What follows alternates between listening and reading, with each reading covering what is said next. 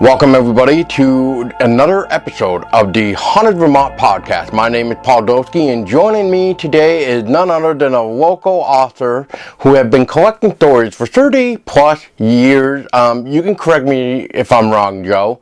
Something like that, yeah, I don't know. Back in the Jurassic Age, that's when I started.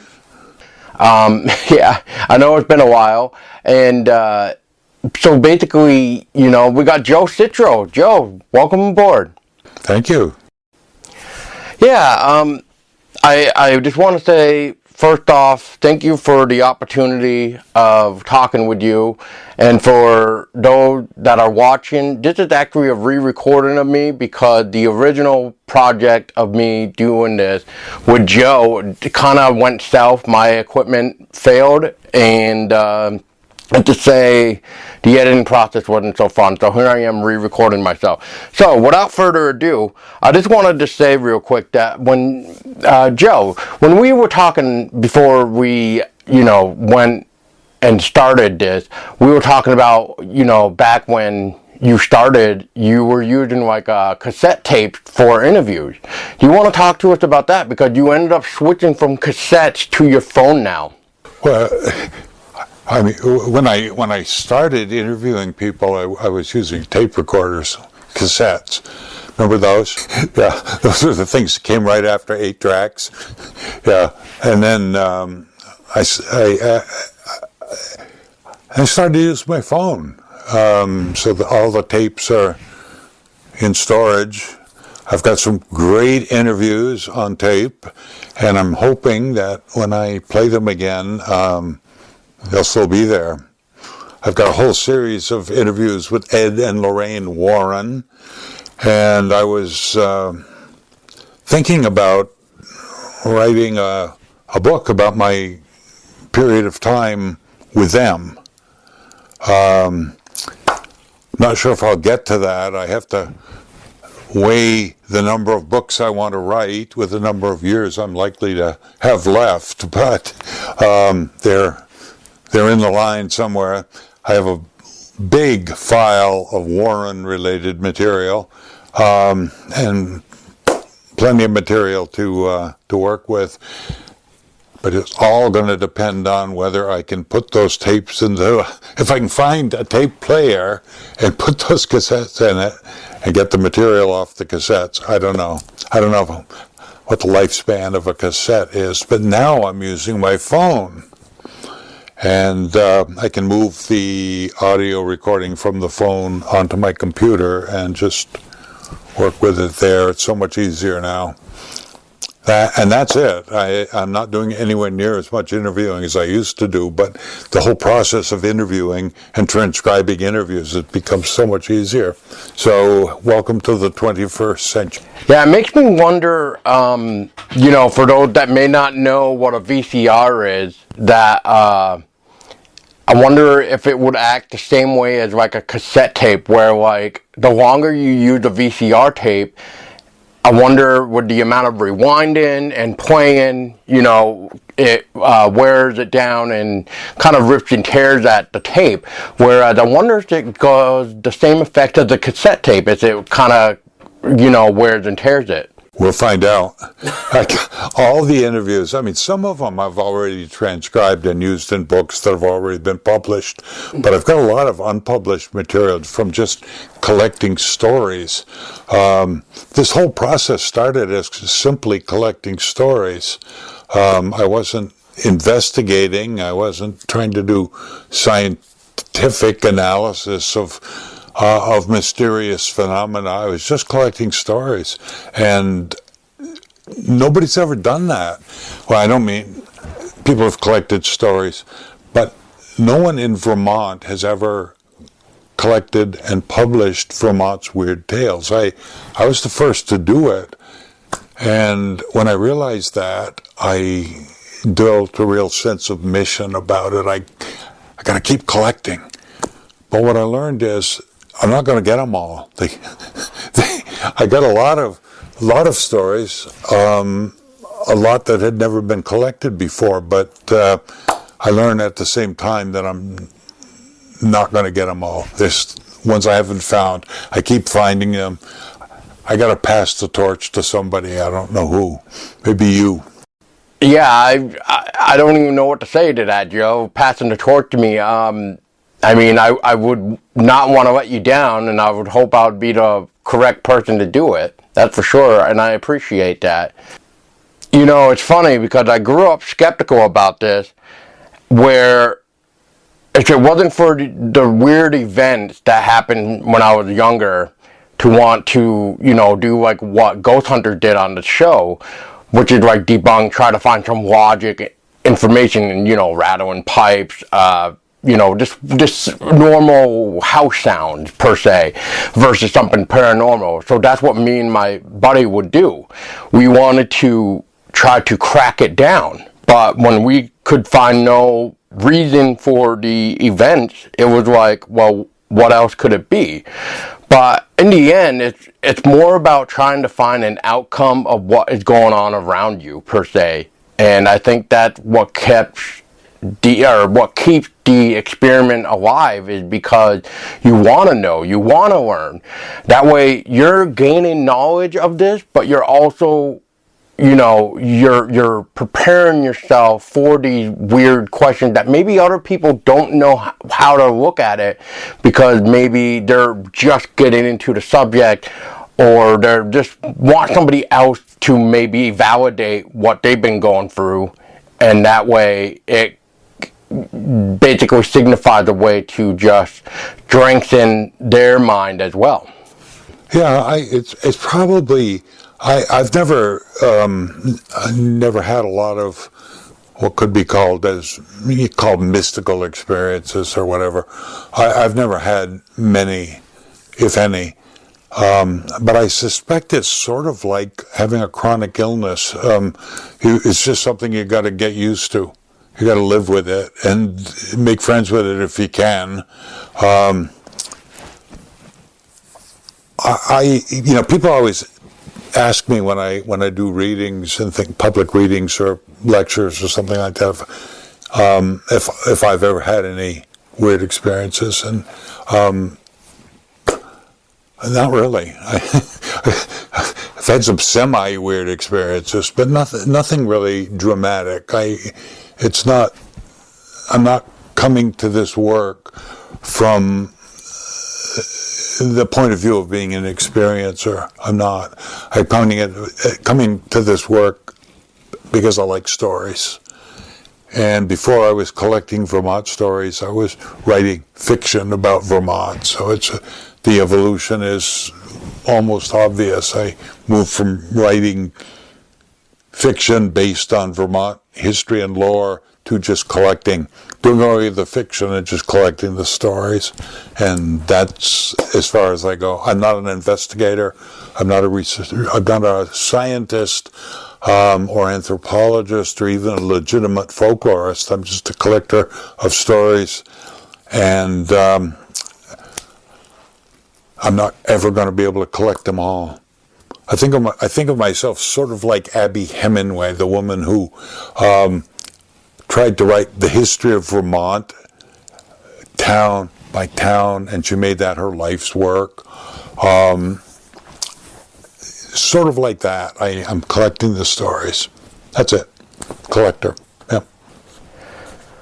I'm pretty sure we can talk about this because you have mentioned it a few times, which is your visit to St. Michael's College. You went there and you were investigating, checking out the attic, which supposedly had like the carved or some sort of melted wax of a pentagram on the floor.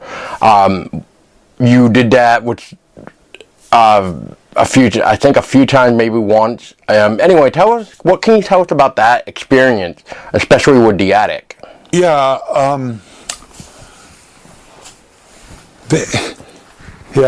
that's kind of ancient history, really. There was a story on St. Michael's College that an exorcism had been performed on the campus, and because it's a Catholic school, because there's a lot of priests there, it was reasonable to believe that among the various rites, there might have been the rite of exorcism. And the story was that there were some students who were practicing, I guess, satanic arts or something like that in the attic of one of the buildings. And that they had actually summoned something. And it scared the hell out of them. And then the priests went in and sealed the attic after having performed their various ceremonies to banish whatever it is that was summoned. I looked into that, and I found some witness testimony, and I also was permitted to enter the closed-off attic of St. Mike's and to look around up there. I was very, very skeptical. My first walk around did not reveal any pentagram on the floor of the attic. But when I looked more carefully, I did see some wax that sort of started to outline what might have been a pentagram. It wasn't enough evidence to actually reconstruct the diagram or the pentagram, but there was something there. There was some evidence that somebody had at least been burning candles up there. Now, I don't know if that's enough to jump to summoning a demon, to having an exorcism, to having the attic closed off. I don't know if it's just a story, if it's a story based on a fragment of something that was true, or if it's all just, balderdash and just another scary story. There are a lot of weird things that went on at St. Mike's, and I know one of them had to do with a ghostly nun that would appear occasionally to people who were in distress for one reason or another and try to comfort and calm them down. I talked to one guy. He's not given me permission to use his name, so I won't. But he was an actor who was at St. Mike's. He wasn't a student there, but he was an actor that was there during summer theater. And he was upset about something, and he was sitting by himself outside on a bench. And this nun came up and comforted him, and she was very nice, and it was all very pleasant, and he felt better after interacting with her, and later found that when he tried to find her again, and she wasn't there. There were no nuns living there.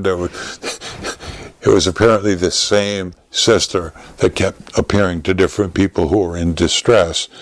This guy was very convincing, and he was very convinced that he had, in fact, had that conversation. So, who am I to say he didn't? That's interesting. You mentioned like a nun showing up for this person or people. Kind of reminds me of like Mount St. Joseph MSJ High School here in Rutland. Yeah, in Rutland. And basically, it's either from former students, staff, or maybe janitor or something involving like maybe the theater aspect of like the stage. But from what I hear, when they encounter this nun at MSJ, it's really not pleasant. It's like they're mad or like she's mad. I've heard there's sometimes one or multiple nuns showing up at MSJ. I don't know if that would be something similar. I've heard about it, and you think that if there are ghosts, that Catholic schools, churches, Protestant and Catholic, would be places you'd see spirits. You'd think, but I found that for the most part, anything associated with the church keeps pretty quiet about any seemingly supernatural activity that might go on. And yes, I've heard that there's supposedly a ghostly nun at Mount Mount St. Joseph's. I've heard that, but I've not looked into it at all. I've not ever talked to anybody that claims to have seen that nun, but I know the story is out there, and I suspect there are similar stories in most religious buildings and institutions, but who knows? It's hard to get at them. It's hard to get at those stories, and it's very hard, particularly among Catholics, I guess, to get at the exorcism stories. They don't like to talk about those too much, I guess. So and I'm not too interested in them, actually, so I don't really go after them very aggressively. Yeah, and it's kind of like in the last decade, or maybe in the past like 6 years or so, I feel like it's actually harder now for people to come out with their stories or encounters. And I don't know if you come across it, Joe, but I find it that it's very hard to get people to talk. And I don't know if that's because we have lost places that have either been shut down, torn down, or maybe they just don't want the mentioning of them supposedly having a ghost. And I can name a few places like that, but I'm not going to. But one place I will mention for sort of like an example would be the Silas Griffith Inn that it was in Danby, and I'm saying was because unfortunately it was ran down sort of to the ground. I don't know if it ever got demolished, but like back in that time frame when Silas Griffith's Inn was around, you know, you would hear about it's haunted in the newspapers. It would be welcoming to group to stay the night. I remember reaching out one time and the owner gave me like the entries of what guests have reported to have had happen to them while staying at the inn. So it's almost like a ghost log book in a way. So I mean, I don't know. It's weird. I would feel just the opposite, really. I think people are eager to talk about ghosts, and I think it's when I started doing this research, ghosts were more in the closet than they are now. I remember I had heard about a few inns or hotels in Vermont that had ghost stories attached. And I remember approaching them by phone, I think, and just, you know, I heard there was a ghost story attached to your hotel. You want to tell me about it? No ghosts here.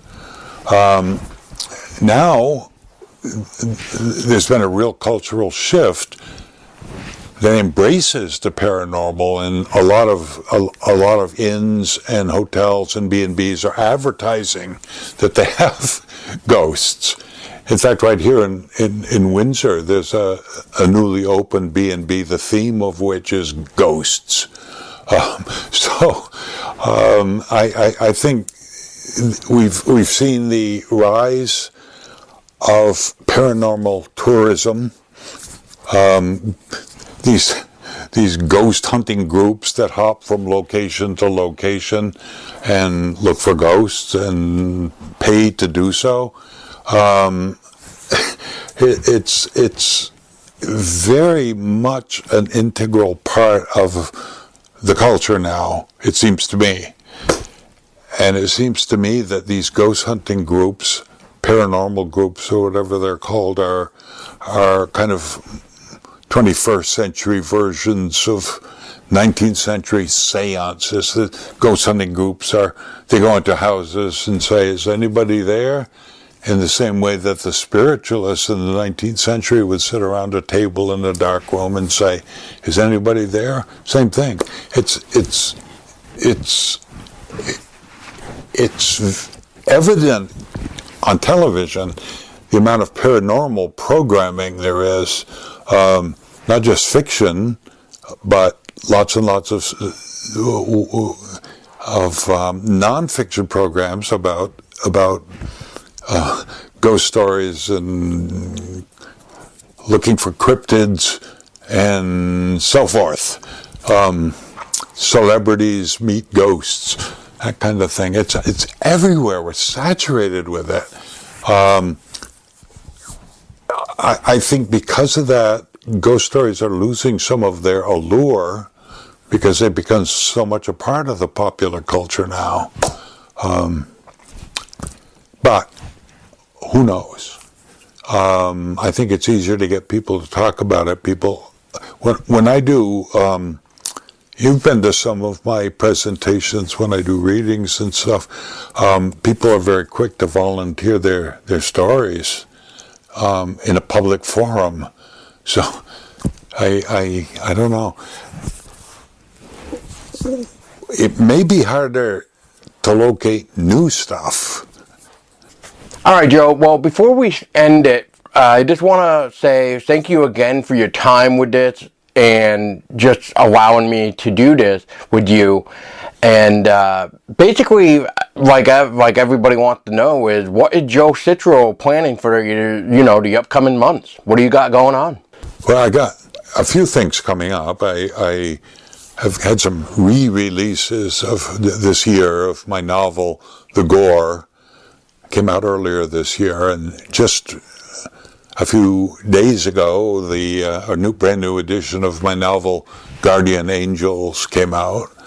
So those are hot off the press again. And I've just got the proof copy of this book.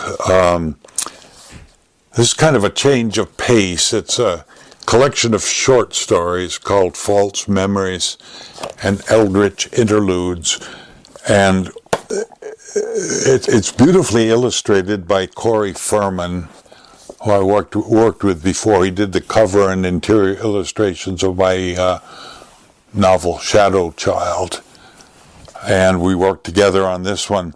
But what this does, this is kind of it's called False Memories because the thesis of the book really is that short stories, short fiction, are in fact memories that have been distorted and mutated and manipulated. But all the fiction comes from memories. And so the short stories in this book, each one is followed by an essay that explains where the story came from, what inspired it, and in some cases what happened as a result of the publication. Like at least in one case, I was attacked really and put in physical danger because of the story. So it's kind of a contemplation. It's the story and the story of the story. and it includes my first published short story and the first short story I ever sold are in there. So there's some pretty arcane historic stuff in there.